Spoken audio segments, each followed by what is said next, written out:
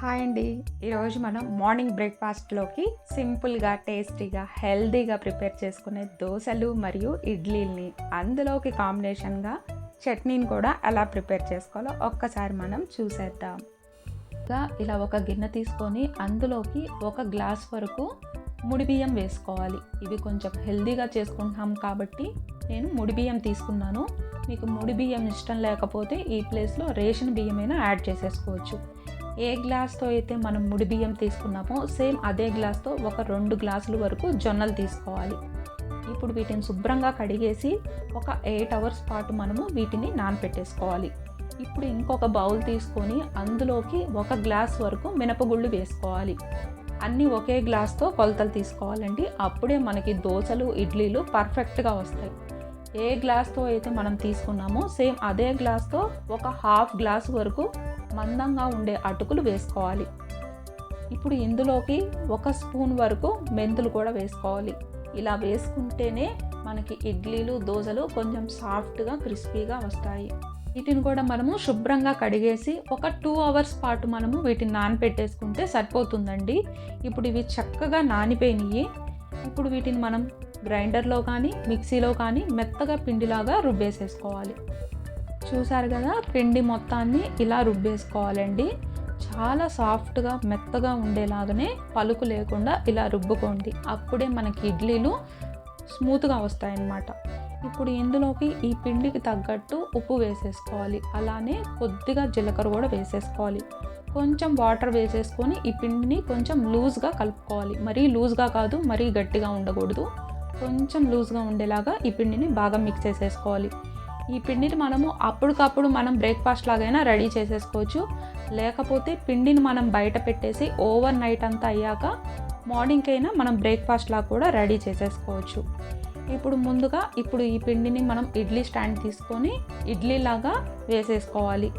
ఈ ఇడ్లీలు మనకి ఉడికేలోపు ఇప్పుడు మనం స్టవ్ మీద ప్యాన్ పెట్టేసుకొని దోశలు కూడా వేసేసుకోవచ్చు. ఒకే ఐటంలో ఇటు పక్క మనకి ఇడ్లీలు ఉడుకుతుంటాయి, ఓ పక్క మనం దోశలు కూడా వేసేసుకోవచ్చు.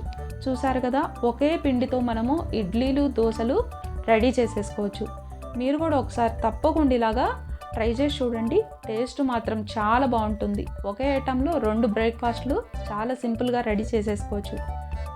జొన్న దోశలు ఎలా చేయాలో చూసేసాం కదా. ఇప్పుడు మనం పెసర దోశలు అలానే అందులో కాంబినేషన్గా చట్నీని కూడా ఎలా చేసుకోవాలో ఒక్కసారి మనం చూసేద్దాం. 1 కప్పు పెసలు తీసుకోవాలి. 1 కప్పు పెసలకి 1 కప్పు బ్రౌన్ రైస్ తీసుకోవాలి. ఇది కొంచెం హెల్తీగా చేసుకుంటున్నాం కాబట్టి నేను బ్రౌన్ రైస్ తీసుకుంటున్నాను. లేకపోతే ఇందులో మీరు రేషన్ బియ్యమైనా వాడుకోవచ్చు. ఇప్పుడు వీటిని మనము 6 అవర్స్ పాటు మనము నానపెట్టేసుకోవాలి. 6 అవర్స్ తర్వాత చక్కగా ఇలాగా నానిపోయినాయండి. మనం నైట్ పడుకునే ముందైనా వీటిని నానపెట్టేసుకోవచ్చు. ఇప్పుడు ఇలాగా మిక్సీ జార్ తీసుకొని అందులోకి ఇలాగ సన్నగా కట్ చేసి పెట్టుకున్న అల్లం ముక్కలు అలానే కొంచెం పచ్చిమిర్చిని వేసుకోవాలి. అలానే 1 స్పూను జీలకర్ర కూడా వేసుకోవాలి. ఇప్పుడు దీన్ని మనం మిక్సీ పట్టుకోవాలి. ఇలా మిక్సీ పట్టుకున్న ఈ జార్లోకి నానపెట్టుకున్నాం కదా ఈ పెసల్ని ఇందులోకి వేసేసుకోవాలి. మిక్సీ జార్లోకి వేసేసుకొని ఇందులోకి ఒక 1/2 కప్పు అటుకులు వేసుకోవాలి. కొంచెం మనం మందంగా ఉండే అటుకులు వేసుకోవాలి. ఇలా అటుకులు వేసి మనం మిక్సీ పట్టుకుంటే కొంచెం క్రిస్పీగా వస్తాయి దోశలు. మెత్తగా పేస్ట్ అయ్యేలాగా మిక్సీ పట్టుకోవాలి. మిక్సీ వేసుకున్న ఈ పిండి మొత్తాన్ని ఇలా ఒక గిన్నెలోకి వేసేసుకోవాలి. ఇందులోకి ఈ పిండికి తగ్గట్టు ఉప్పు వేసేసుకోవాలి. ఒకసారి ఇలాగా మిక్స్ చేసేసుకోవాలి. ఇప్పుడు ఈ పిండిని ఒక 5 to 10 మినిట్స్ పాటు మనము నానపెట్టుకుంటే దోశలు బాగా వస్తాయి. పిండి మనకి నానేలోపు చట్నీ ప్రిపేర్ చేసుకుందాము. ఇందులోకి కొద్దిగా పచ్చి కొబ్బరి వేసుకోవాలి. మనం తినే స్పైస్ని బట్టి మిర్చిని యాడ్ చేసుకోవాలి. కొంచెం వేయించి పెట్టుకున్న పల్లీలు వేసుకోవాలి. పల్లీలు మనం ఎంత తీసుకున్నామో అందులోకి ఒక హాఫ్ వరకు ఇలా శనగపప్పు తీసుకోవాలి. ఒక చిన్న ముక్క చింతపండు వేసుకోవాలి. ఈ చట్నీకి సరిపడా ఉప్పు వేసేసుకోవాలి. ఇప్పుడు ఇది మనం కొంచెం నీళ్లు వేసేసుకొని మెత్తగా పేస్ట్ లాగా మిక్సీ పట్టుకోవాలి. చట్నీ అంతా తీసి ఇలా ఒక బౌల్లోకి వేసేసుకొని దీనిపైన కొంచెం తాలింపు వేసేసుకోవాలి. ఇప్పుడు మనం పెసరట్టు వేసేసుకుందాము. ఇప్పుడు స్టవ్ పైన ఇలా ప్యాన్ పెట్టుకొని ప్యాన్ మనకి కొంచెం హీట్ అయినాక హీట్ అవ్వకూడదండి, లైట్ వేడి ఉన్నప్పుడే మనం పెసర దోశలు వేసుకోవాలి. ఇప్పుడు కొంచెం పిండిని తీసుకొని ఇలా దోశలాగా వేసేసుకోవాలి. ఇప్పుడు దీనిపైన ఇలా సన్నగా కట్ చేసి పెట్టుకున్న ఉల్లిపాయ ముక్కలు వేసేసుకోవాలి. కొంచెం ఇలా నెయ్యి కానీ ఆయిల్ కానీ అప్లై చేసేసుకోండి.